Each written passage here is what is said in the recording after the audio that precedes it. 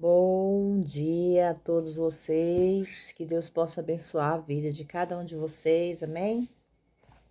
Irmãos, hoje eu vou dar continuidade à nossa leitura bíblica, amém? Que hoje nós estamos indo para o livro de Deuteronômio, o quinto livro de Moisés. O primeiro capítulo fala sobre a promessa de Deus. É bom, né, a gente ouvir sobre as promessas de Deus, que são promessas essas que até hoje Deus vem nos prometendo e Ele cumpre também. Ele não só promete, como Ele cumpre. Amém? Nas promessas de Deus, essas são as palavras que falou Moisés a todo Israel no deserto. Do outro lado do Jordão, na planície diante do Mar Vermelho, entre Parã, Dofel e Labã, e Azerote e Isaabe. Essa mensagem foi dada por Moisés a Israel, pouco antes de o grande legislador morrer. Portanto, um pouco antes de Israel entrar na terra prometida. Amém? No versículo 2. Onde jornadas a desde a Horebe, caminho do monte Seir até Cades Barneia. E aconteceu que os 40 anos do 11º mês ao primeiro mês, Moisés falou aos filhos de Israel conforme todas as coisas que o Senhor lhe tinha ordenado acerca dele. Depois que feriu Zion, rei dos amorreus, que habitava em Esbom, e Og, rei de Bazã, que habitava em Astarote, em Edrei. Do outro lado do Jordão da terra de Moabe, começou Moisés a declarar essa lei, dizendo: O Senhor, nosso Deus, nos falou em Horebe, dizendo: Já que ficastes bastante neste monte, voltai-vos, parte e ide ao monte dos amorreus, e a todas as suas comarcas, na planície, na montanha dos vales e ao sul, e a costa do mar, a terra dos cananeus, ao Líbano, até o grande rio, o rio Eufrates.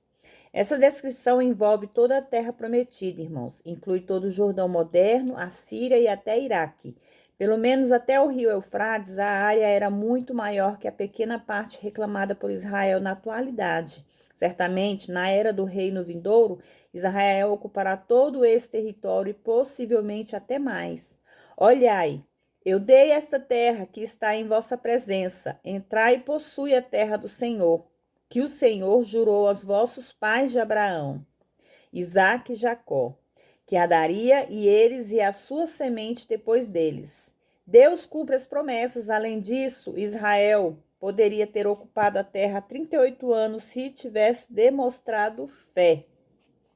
Aqui nós vemos que continua, né, a mesma palavra, que se o povo de Israel, aquele povo de Deus, tivesse sido obediente, tivesse seguido as normas que Deus todos os dias passava aos seus líderes, eles não teriam passado por tantos sofrimentos, né, irmãos? Assim somos nós hoje. Nós hoje temos que entender que Deus sempre tem uma promessa em nossas vidas. E essa promessa, ela vem para ser cumprida. Porque Deus, ele não é um homem apenas que promete e não cumpre. Ele não mente. Deus é Deus, ele cumpre nossas promessas. Só que é no tempo dele, não é no nosso. Porque nós, seres humanos, temos a mania de querer fazer conforme a nossa vontade. Só que não é a nossa vontade, a nossa hora, é na vontade de Deus, é no tempo de Deus. Amém? Os juízes. E eu vos falei então, dizendo: Eu não poderei vos levar sozinho. O Senhor vosso Deus vos tem multiplicado, e eis que uma multidão sois vós hoje, como as estrelas do céu.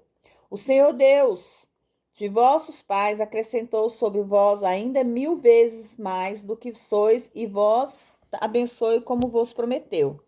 Como levarei eu sozinho os vossos fardos, vossas cargas e vossas contendas? Tomai-os dentre vós de todas as tribos, homens sábios e entendidos, experimentando, para que os ponha por chefe sobre vós, selecionar o que eles desejarem. E então vos respondestes e dissestes: Bom é fazer o que tem dito. E tomei, pois, os principais de vossas tribos, homens sábios, experimentados, e os coloquei por chefes sobre vós, chefes de milhares, chefes de 100, chefes de 50, chefes de 10 e governadores das vossas tribos. E então mandei os vossos juízes, dizendo: ouça a causa entre os vossos irmãos, julgai justamente o homem e os seus irmãos, e o estrangeiro que está com ele. Não tenha preferência por pessoas no julgamento. Assim ouvires tanto pequeno como grande, não tereis temor nenhum, porque o juízo é de Deus, mas a causa que vos for difícil fareis vir a mim, e eu a ouvirei.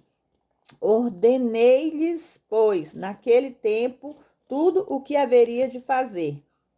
Verifica-se a partir das seguintes passagens que este arranjo para que as pessoas selecionassem líderes sobre elas mesmas não terminou muito bem. Estes líderes, como as seguintes passagens declaram, demonstraram incredulidade e condenaram essa geração israelita ao deserto, à rebelião. E partindo de Horebe, andamos por todo aquele grande e terrível deserto que vistes pelo caminho, nas montanhas dos amorreus, como o Senhor nosso Deus nos ordenara, e chegamos até Cádiz Barneia. Então eu vos disse: chegados sois ao monte de amorreus, a qual o Senhor vosso Deus nos dá. Olhai o Senhor vosso Deus diante de ti, tem poços desta terra, sobe e toma posse dela, como o Senhor, o Deus dos vossos pais, te falou. Não temas nem te assustes. E se chegaram para mim todos vós, dizendo: enviemos homens adiante de vós, que vos espiem a terra e vos tragam de volta e nos ensine o caminho por onde temos que subir e os quais cidades temos que chegar. E isto lhe pareceu bem, e assim tomei 12 homens e vos, um homem de cada tribo. E foram e subiram ao monte, chegaram até o vale de Escol e ali espiaram a terra. E tomaram em suas mãos do fruto da terra e nos trouxeram, os mesmos o anunciaram, dizendo: é boa a terra que o Senhor nosso Deus nos dá. Eles mentiram a respeito de Deus. Por certo, hoje este também é um dos principais pecados da igreja moderna. E murmuraram em vossas tendas, dizendo: por que o Senhor nos aborrece? Tirou-nos da terra do Egito para nos entregar nas mãos dos amorreus para nos destruir. Para onde subiremos? Nós, irmãos, tem feito desfalecer o vosso coração, dizendo: este povo é maior e mais alto. São grandes e fortificadas até os céus. E também vimos ali filhos dos gigantes. Irmãos, aqui nessa passagem de Deuterônios, nós vemos que é a repetição daquela palavra que veio lá de Números, né? Ali do início, quando eu comecei a fazer a leitura bíblica, que é onde houve a rebelião, porque eles pediram que fossem 12 homens, né, para espiar a terra, e naquele momento eles voltaram e trouxeram frutos e disseram que era uma terra bem proveitosa, uma terra muito farta. Ali eles já vieram com temor, porque disseram que era uma terra de gigantes, era uma terra que era impossível deles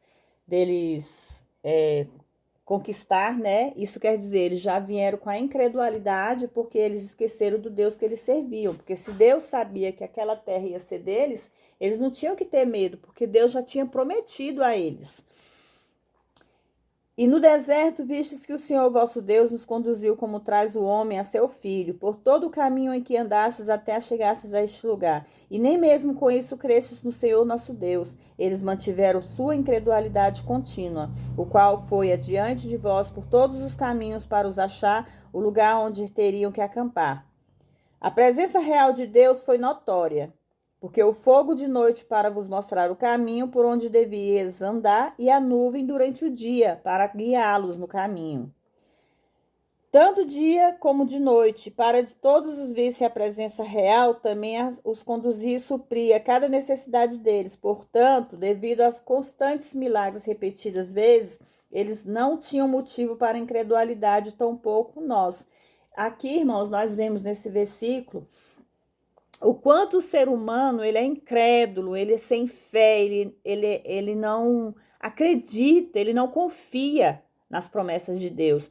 Aquele povo, ele tinha Deus guiando eles através de uma nuvem de fogo à noite para aquecê-los e para iluminar aquele deserto, aquela vastidão de pessoas que tinha no deserto. E durante o dia uma nuvem, né, de fumaça para guiá-los, para acompanhá-los. Deus estava a todo momento acompanhando, fora que Deus, naquele tempo, ele supria todas as necessidades daquele povo. Imagine, irmãos, vocês passarem anos e anos com calçado, com roupa que nunca se acabava. Coisas que só Deus tinha capacidade de fornecer a nós. Então veio o castigo. E ouviu o Senhor a voz das vossas palavras e zangou-se e jurou, dizendo: nenhum dos homens dessa geração má verá a boa terra que jurei que tinha que dar a vossos pais, exceto Caleb, filho de Jefoné. Ele verá, e darei a ele e os seus filhos a terra que pisou, porque ele seguiu o Senhor com perseverança.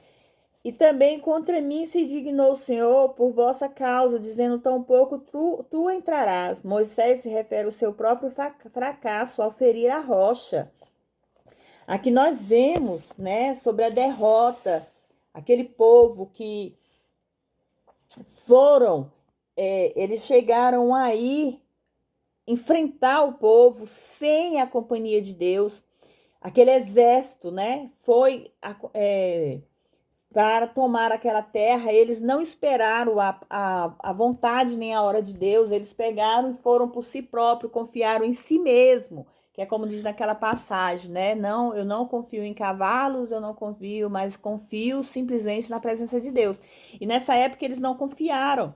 O que causou? Causou a derrota, a morte daquele povo, porque eles não obedeceram à palavra de Deus.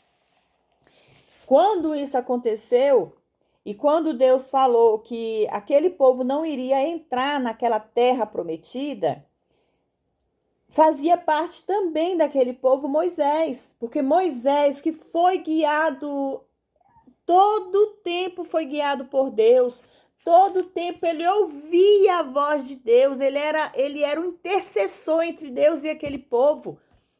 Ele próprio chegou a pecar no momento que Deus pediu para que ele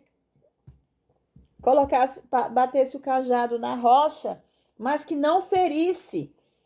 O modo que Moisés bateu o cajado na rocha, ele feriu por várias vezes. Deus não pediu que ele fizesse aquilo, então ele já pecou na presença de Deus. Então Moisés também seria um dos filhos que não iriam receber a terra prometida, ele não iria entrar na terra prometida, como foi, né?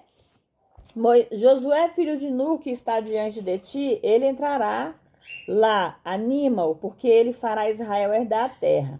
E vossas crianças, os quais disseram que seriam por presa, e vossos filhos que hoje não conhecem o bem nem o mal, eles entrarão lá, e eles darei a eles e a possuirão. E vós, porém, virai-vos a partir ao deserto pelo caminho do Mar Vermelho. Então respondeu-me, disseram: pecamos contra o Senhor, nós subiremos e pelejaremos, por conforme tudo que o Senhor nosso Deus nos ordenou, e nos armastes, cada um de vós com suas armas para a montanha. E o Senhor disse-lhe: não subais nem pelejeis, pois não estou entre vós. Aqui eu acabei de falar, né? Eles foram pelejar numa guerra que Deus não estava naquela guerra. Deus não ia pelejar por eles. E acabou que pela derrota eles morreram, né? Ao fio da espada. E teve o castigo, né? Estivestes em Cádiz por muitos dias, segundo os dias que demorastes. O pranto era por sua decisão errada e não o pranto de uma alma arrependida por seu pecado de incredulidade. Isso quer dizer que aquele povo foi incrédulo, continuou com a incredulidade deles. Em 40 anos, o Senhor lhes disse exatamente o que deviam fazer. O Senhor provou os israelitas, embora estivessem no deserto, mesmo assim, ele poderia pôr uma mesa para eles, o que eles assim o fez. E passando, pois, por vossos irmãos, os filhos de Esaú, que habitavam em Zeir, pelo caminho da planície, Elaste, Ezion, Geber, nós nos voltamos e passamos pelo caminho do deserto de Moabe. E o Senhor então me disse: não incomode Moabe. Os ímis habitavam nela antes, povo grande, numerosos, de grande estaturas e altos como gigantes. E eles também, contados como gigantes, como anaquins e moabitas, os chamavam emins. Estes eram uma raça de gigantes, resultados da união ímpia de anjos caídos com mulheres, que está lá em Gênesis, né, irmãos? Eu até falei sobre esse versículo para vocês, devido a como é que fala? A união, né, ímpia dos anjos caídos com as mulheres daquele lugar, acabaram vindo os gigantes vindo de uma herança pecaminosa.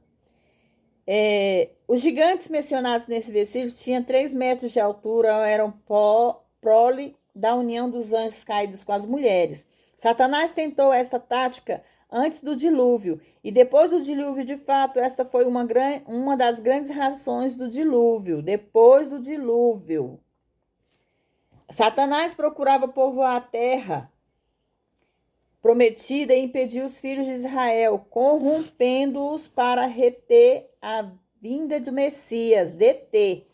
Como se pode notar, os versículos alvo dos nossos estudos declaram o fato de que o Senhor ajudou várias pessoas a derrotar esses gigantes. Sem elas, é óbvio saberem que o Senhor quem tinha feito isto. Levantai-vos, parte e passai o ribeiro de Arnon. Eis que aqui dado em tua mão, Sion, rei de Hebron, Amorreu e a sua terra. Começa a tomar posse dela e te empenhes contra eles em guerra. Como deve ser óbvio, o Senhor é que dá a vitória. O rio Arnon estava do lado oriental do Mar Vermelho, do Mar Morto, a cerca da metade do caminho desse espaço de água. Hoje começarei a pôr um medo, um espanto sobre os povos debaixo de todo o céu. Os que ouvirem a tua fama tremerão e se angustiarão diante de ti. Refere-se às nações perto da derrota da terra prometida. Eles eram desfrutados de tal medo 38 anos antes que se não fosse a incredulidade daquela geração israelita. Significa que eles não iriam parar por muito tempo. Como fizeram comigo os filhos de Esaú, que habitavam em Seir, moabitas, que habitavam em Ar, até que eu passasse o Jordão, a terra que nos dá o Senhor nosso Deus.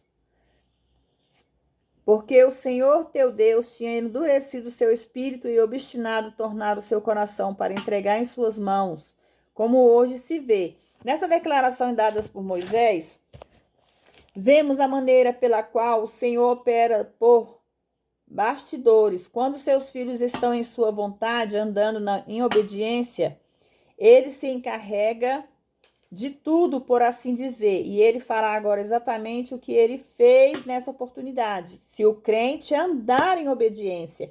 Irmãos, a todo tempo na Bíblia fala, o crente tem que andar em obediência com Deus.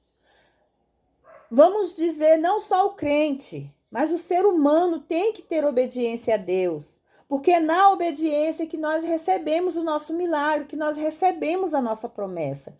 Nós não vamos receber nossa promessa simplesmente porque nós queremos, mas se nós formos merecedores daquela promessa.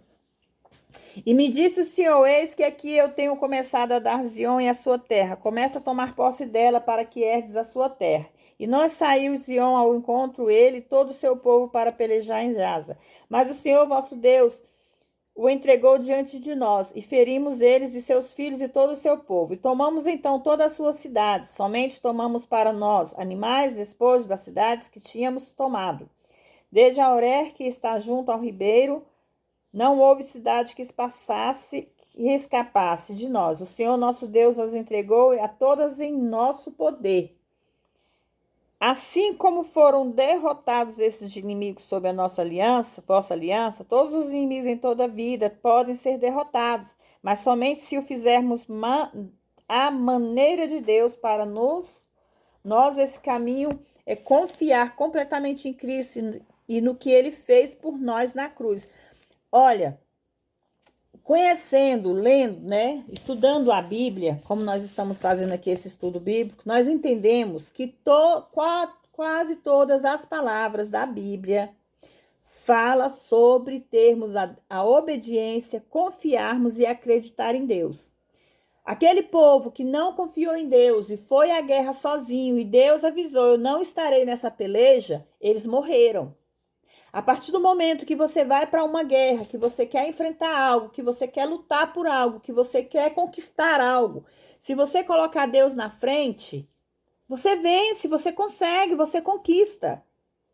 E aqui a todo momento, no livro, na Bíblia, na palavra de Deus, fala o tempo todo sobre isso, que nós temos que aprender a confiar, que nós temos que aprender a acreditar no Deus que nós servimos.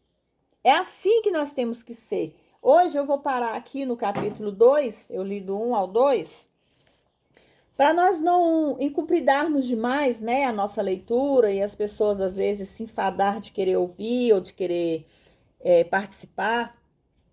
Eu vou levando os versículos, os capítulos, não vou assim aumentar, né, botar muito grande os versículos para que vocês possam me acompanhar e entender. Desde o início de Gênesis até aqui, no início de Deuteronômio, onde nós estamos estudando a Bíblia, né, fazendo uma leitura bíblica, não é bem um estudo, mas um conhecimento, né, para nós termos um conhecimento na palavra. Nós entendemos a todo momento, em todos os capítulos ou versículos, a gente entende que o que Deus quer de nós, hoje, na atualidade hoje, Deus quer a nossa obediência, Deus quer que nós tenhamos fé, Deus quer que nós acreditamos nele. Muitos seres humanos, né, muitas pessoas não querem acreditar nesse Deus, não confiam. Vocês olham, às vezes, você vai chegar próximo de alguém para falar da palavra de Deus, você já tem aquele pudor, você já fica com aquele medo de chegar a falar com aquela pessoa, porque aquela pessoa não quer te ouvir, aquela pessoa fala que é besteira. Muitos falam assim, é tanta promessa que Jesus vai voltar, mas Jesus nunca voltou. Eu já estou com tanto, não sei quantos anos, e Jesus nunca voltou. Gente, não é assim. Quando a gente fala que Jesus vai voltar, é simplesmente para a gente entender que uma hora ele vai voltar, é o tempo dele. E ele vai voltar como um ladrão, nós não vamos estar preparados. Por isso que a todo momento, quando nós aprendemos a ler a Bíblia, a ler a palavra de Deus, a ler o recado, porque isso aqui é uma mensagem de Deus para nossas vidas. Nós temos que entender que nós temos que estar preparados a todo tempo. Nós temos que conhecer a palavra de Deus, nós temos que entender a mensagem de Deus para nossas vidas. O que Deus quer de nós, irmãos? Ele quer que nós confiamos nele. Ele quer que nós acreditamos nele. Ele quer que nós sejamos filhos obedientes, que nós sejamos filhos ouvintes, filhos prestativos. Assim como tem filhos que obedecem suas mães e seus pais, temos que obedecer a Deus, porque o nosso Pai é Deus. Ele é o nosso verdadeiro Pai. Eu tenho filhos. Eu tô com vou fazer 52 anos. Falta pouco aí, né? Falta aí Falta aí 4 dias para mim completar meus 52 anos. Então, eu já tenho 52 anos. E nesses 52 anos, eu vim conhecer verdadeiramente a palavra com meus 42. Lá na minha infância, desde ali da minha infância até os meus 39 anos, eu conhecia, sim, porque eu ia para a igreja, eu gostava de ouvir a palavra, eu gostava de ouvir a mensagem, mas eu não tinha nenhum conhecimento. Irmãos, eu pegava uma Bíblia para me ler, era como ler qualquer outro livro. Eu não entendia nada. Eu ficava ali lendo como se fosse umas passagens simbólicas, só lendo. Mas ali lendo os capítulos, ali lendo os versículos, eu não conseguia entender o que Deus estava falando comigo. Até então eu não tinha essa intimidade com Deus para entender o que Deus quer de nós. Então foi assim, eu comecei a ter esse conhecimento já com meus quase 40 anos. Com 40 anos, há 6 anos eu aceitei Jesus, eu emergi nas águas, eu conheci, faço parte do Espírito Santo. O Espírito Santo habita na minha vida, habita na minha casa, habita. E eu peço todos os dias que ele habite na minha família.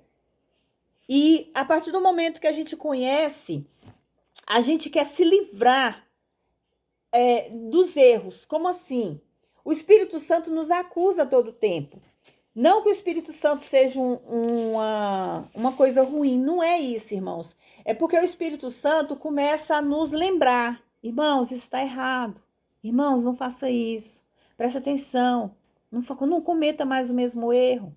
Volta a fazer tudo novo. Deixa o passado de lado. Deixa o passado lá atrás onde você deixou ele. Comece a fazer tudo novo. E a todo tempo o Espírito Santo está ali no mim. Eu falo, não sei vocês, irmãos e irmãs, mas o Espírito Santo fica a todo tempo me alertando, me avisando, me lembrando do que é certo e do que é errado. Porque claro que nós, seres humanos, temos o livre-arbítrio para escolher o que a gente quer da vida, o que a gente quer fazer. Mas a partir do momento que nós conhecemos a palavra, que nós entregamos os nossos caminhos a Deus, que nós colocamos Deus para liderar a nossa vida, aquilo ali se torna uma mudança radical. Eu vou dizer para vocês aqui um exemplo do que aconteceu comigo há pouco tempo. Irmãos, irmãs, eu não sei vocês, a gente tem todos nós, eu, irmão, irmã, vocês aí do outro lado, todos nós temos nosso tempo. Temos o nosso tempo de ser gerado, nascer, crescer, aprender a andar, aprender a falar, aprender a tudo. Temos o nosso tempo para conhecer o mundo, né? Porque até os meus 40 anos eu conhecia o mundo. Eu não conhecia o mundo que Deus tinha reservado para mim. Eu conhecia o mundo, ao contrário, né? E eu gostava muito de ir para as festas, eu gostava muito de passear, né? Eu gostava de fazer muita coisa e às vezes também muita coisa errada, irmãos. Eu confesso para vocês que eu já fiz muita coisa errada, eu já feri muito, eu já feri sentimentos, eu já machuquei pessoas, não assim, né? Machucar, mas eu já machuquei dentro do coração, eu já machuquei pessoas. Eu confesso e reconheço esse meu erro e eu já pedi perdão por várias vezes a Deus e eu sei que Deus já me perdoou, né? Então cabe pedir perdão às pessoas que eu já machuquei e cabe também às pessoas querer ou não me perdoar, porque nós somos assim, nós temos que fazer a nossa parte, nós temos que pedir perdão e se a pessoa quiser te perdoar, tudo bem, se não é um direito dela, mas eu sei que eu já estou em comunhão com Deus sobre isso. E eu há pouco tempo, não tem muito tempo não, eu senti vontade de ir naqueles baile flashback, né? Aqueles, não é nada demais, irmãos. Quem gosta, que tenha seus direitos, que vá, que brinque, que curta, não tem nada a ver. E eu tenho certeza que se eu tivesse ido, eu também não ia para beber, não ia para me prostituir, não ia para isso. Eu só senti vontade de ir relembrar, né, o tempo que eu gostava de ir nesses bailes flashback dos anos 70, 80, 90. Eu achei que tem muita gente que gosta, eu amo, eu adoro, não vou mentir para vocês. Mas naquele momento que me deu vontade de ir, eu me preparei a semana todinha para no sábado eu ir para essa festa. Eu sabia que eu ia, mas eu não ia beber, eu não ia me prostituir, mas com certeza eu ia dançar, né? E aquilo ali foi crescendo ali dentro de mim, aquele desejo de ir para aquele lugar. Só que chegou no dia, irmãos, isso era no sábado, quinta, sexta, eu nem lembrava mais que eu estava na intenção de ir para esse baile. Quando chegou no sábado, eu passei o sábado todinho cuidando da casa, aquela moleza, aquela preguiça. Quando foi de noite, de praxe, né, o que eu sempre faço quase todas as noites, eu me deitei, fui assistir, eu até estava assistindo os 10 Mandamentos, que eu gosto muito de assistir, eu gosto de repetidamente, eu gosto de assistir aquela história, porque aquilo ali é uma Bíblia, né? É uma coisa bíblica, porque o que você vê aqui é o que você assiste lá. E aí eu recebi uma ligação, né? Um convite. Vamos, você não vai não, tal. Irmãos, naquele momento, meu coração apertou. Eu fiquei com vergonha de dizer que não ia, mas eu pensei assim, eu não posso ter vergonha de dizer que não quero ir. Eu tenho que entender que é o Espírito Santo tocando no meu coração que não era para mim ir. Então, profundamente, foi uma grandeza tão grande do Espírito Santo na minha vida nesse dia, que eu não senti um pingo de vontade de ir. Eu não senti nem saudade de ir. Então, onde é que eu quero chegar com isso? Quando nós começamos a aprender, a entender a palavra de Deus, a entender o que Deus quer de nós, qual é a mudança que Deus quer na nossa vida, qual é a nossa obediência, a nossa sinceridade, Deus começa a trabalhar nas nossas vidas e tira aquela vontade do pecado. Deus nos tira aquela vontade de fazer o errado. Quando você pensa em fazer algo que você sabe, você tem consciência que aquilo é errado, e Deus está vendo que você está caminhando para fazer aquilo, Deus vem e toca no teu coração.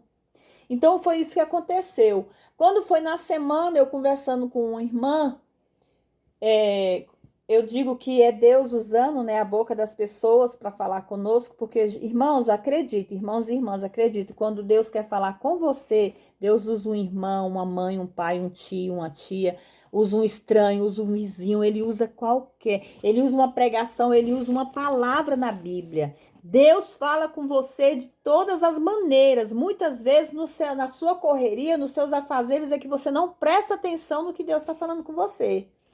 Ela veio e falou bem assim: o seu tempo dessas festas passou, ficou no passado, Suzana. Suas festas agora é glorificar a Deus, é louvar a Deus. O seu caminho não é mais esse.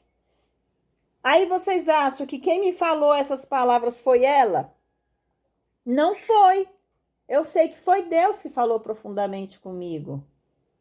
Eu bebia, eu dançava, eu curtia. Não, eu não vou dizer para vocês que eu vou estar com vergonha de estar dizendo isso para vocês, mas eu me prostituía. Eu fazia coisas mundanas.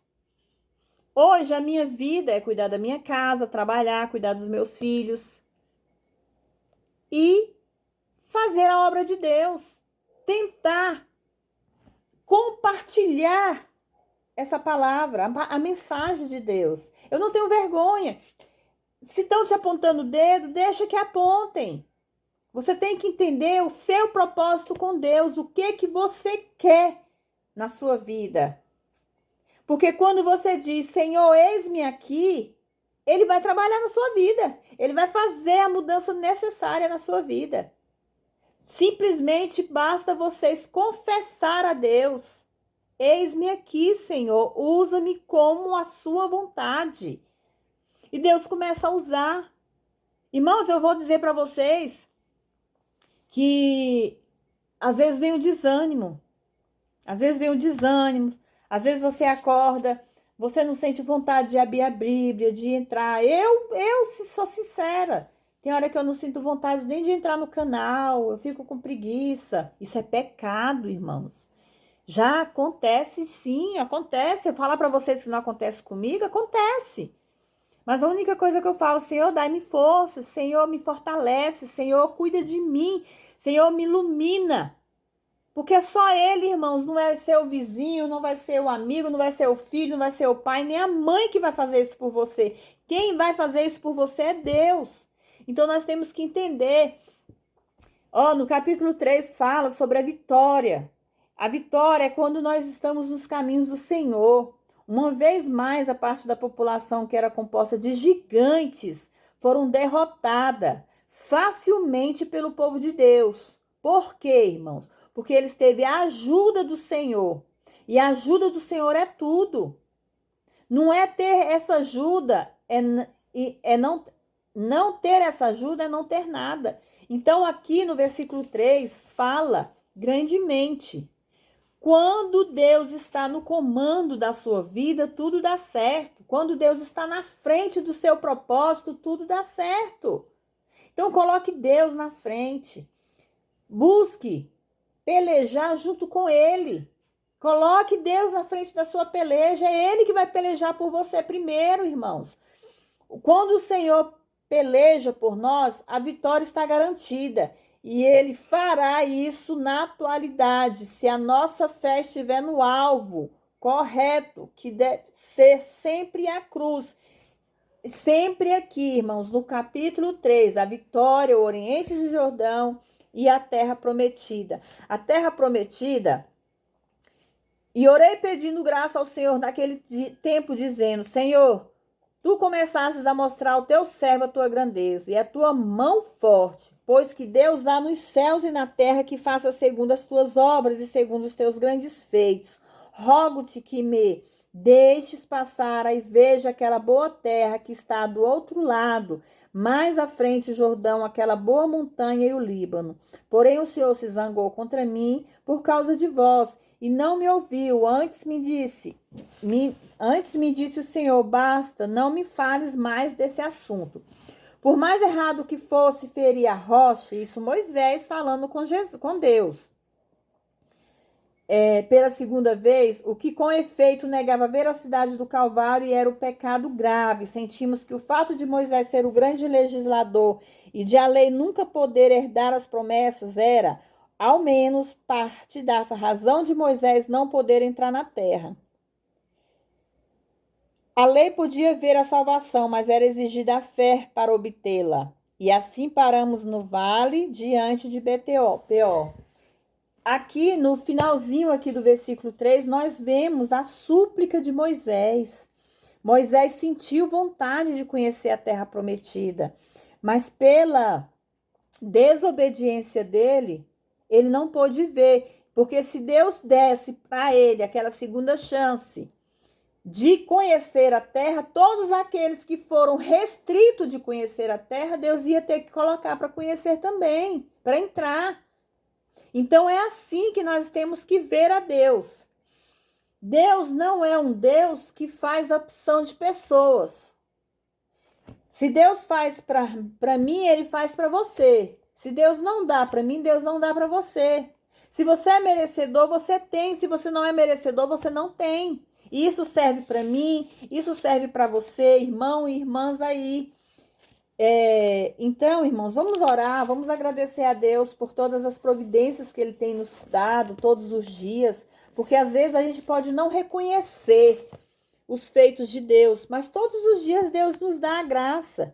Só o fato de nós estarmos vivos, de nós estarmos aqui entrando em contato um com o outro, vocês me ouvindo daí e eu sentindo a presença de vocês, isso já faz com que seja uma gratidão. Nós temos que ser grata a Deus, nós temos que agradecer a Deus por tudo, amém? Vamos orar? Senhor, meu Deus e meu Pai, eu entro na sua presença nesse momento, Pai, para te pedir perdão por todos os meus atos, por todas as minhas atitudes, pedir perdão por palavras que às vezes possam te ofender, possam não ter te agradado, Pai. Senhor, meu Deus, eu consagro a minha vida, minha casa, minha família, meus filhos, Pai. Eu consagro tudo o que eu possuo, Pai, em suas mãos. Nesse momento, Pai, eu peço que o Senhor possa nos guardar debaixo das suas asas. Pai querido, Pai amado, eu apresento cada um dos teus filhos que aqui entrar nesse canal, Pai. Eu consagro, Senhor meu Deus, essa leitura bíblica a Ti. Que o Senhor possa levar e transmitir a palavra a cada um dos teus filhos como eles devem ouvir, Pai. Sei, Senhor meu Deus, que não sou grande coisas, mas eis-me aqui, Pai, para ser usada por Ti. Que o Senhor possa me dar, Senhor meu Deus, cada vez mais sabedoria, entendimento, discernimento, Pai, para levar e entregar a mensagem ao seu povo, Pai. Que através dessa leitura bíblica nós possamos aprender mais e mais da sua palavra, porque cada dia que eu ouço, que eu leio a sua palavra, Pai, eu percebo o quanto o Senhor é importante na minha vida. Nós temos que entender que é através dessa palavra que nós vemos que Deus fala conosco todos os dias para sermos obedientes, para que temos a sabedoria, Senhor, de entender cada palavra que o Senhor tem nos falado. Pai querido, entra com providência na vida dos teus filhos. Entra, Senhor meu Deus, na causa dos teus filhos. Pai, eu não sei o que seus filhos necessitam, mas eu sei que o Senhor sabe, Pai, porque o Senhor sabe e ouve tudo, Pai. O Senhor vê, o Senhor ouve, o Senhor sente. O Senhor ouve o que eu não ouço, o Senhor vê o que eu não vejo. Então, que o Senhor possa, Senhor meu Deus, entrar com providência na vida de cada filho seu. Vai repreendendo toda doença, vai repreendendo toda depressão, toda ansiedade. Vai tocando nos ossos, no sangue, na carne, na pele, nos órgãos dos seus filhos, Pai. Vai limpando toda doença hereditária, toda doença lançada, toda doença mandada, toda enfermidade espiritual, Pai. Que nós sabemos que não se tem apenas a doença carnal, mas tem a doença espiritual. Pai, guarda aqueles que eu amo. Guarda, Senhor meu Deus, cada parente dos teus filhos e filhas que aqui se encontra, Pai. Vai guardando, meu Deus, vai libertando, vai renovando e transformando a vida dos teus filhos. Vai entrando, Senhor, meu Deus, com seu poder, com a sua cura e libertação nos hospitais, nos asilos, nos orfanatos, nas casas de detenções, nos presídios. Vai entrando, Pai, com seu poder na vida dos nossos presidentes, dos nossos líderes, governantes, Pai. Vai tratando o coração daquele homem que está lá, Senhor, meu Deus, liderando o nosso Brasil, Pai. Vai tirando, Senhor meu Deus, todas as escarnições da vida dele, Pai. Vai tocando no coração dele para que ele possa se voltar para ti, Senhor. Pai querido, desde já, Senhor meu Deus, eu te agradeço por sua presença em minha casa, sua presença aqui, Senhor meu Deus, através dessa palavra, na casa de cada filho seu. Senhor meu Deus, entra com providência, Pai. Vai levando a resposta que seus filhos necessitam, Pai. Que se for da sua vontade, que seja cumprida a sua promessa na vida de cada um dos teus filhos, Pai. Em nome do Pai, do Filho e do Espírito Santo. Pai nosso que estás no céu, santificado seja o teu nome. Venha a nós o vosso reino, seja feita a tua vontade.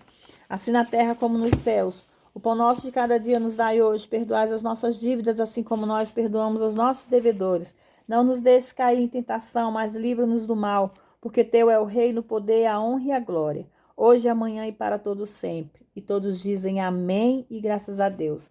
Eu vou deixar aqui o Salmo 91, como eu prometi a todos que nós iríamos ler o Salmo 91, né? Irmãos, o dia que eu não estiver aqui no canal, que vocês procurar a oração aqui, eu não tiver, entra lá no Salmo 91, leia pelo menos o Salmo 91 para dar continuidade à palavra, para que vocês possam permanecer na fé, amém? Aquele que habita no esconderijo do Altíssimo, a sombra do Onipotente descansará. Direi ao Senhor, ele é meu refúgio, minha fortaleza, e nele confiarei, porque ele te livrará do laço do passarinheiro e da peste perniciosa. Cobrir-te-ás com suas penas e debaixo das suas asas estarás seguro. A sua verdade será o escudo e broquel. Não temerás o terror noturno, nem seta que voe de dia, nem pestilância que anda na escuridão, nem mortandade que assole ao meio-dia. Cairão 1.000 ao teu lado e 10.000 à tua direita, mas tu não serás atingido. Somente com os teus olhos olharás e verás a recompensa dos ímpios.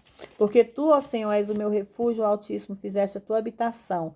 Não te sucederá nenhum mal, nem praga alguma tocará a tua tenda, porque aos teus anjos dará ordem a teu respeito para te guardar em todos os teus caminhos. Nas suas mãos eles te levarão para que não tropece com o pé em pedra. Pisarás o leão e a cobra, calcarás o pés o filho, o leão e a serpente. Porquanto a mim tem encarecidamente me amado, também o livrarei, pô-lo-ei no alto retiro, porque conheceu o meu nome.